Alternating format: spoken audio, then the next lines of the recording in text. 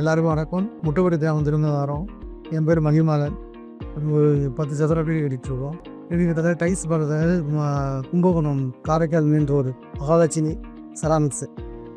அது வந்து கலெக்ஷன்லாம் பார்த்தோம், மாடல்லாம் பார்த்தோம். ரொம்ப பிடிச்சிருந்தது. எதை எடுக்கிறதுனே தெரியல. நிறைய மாடல்ஸ் தான் அமைக்கிறாங்க.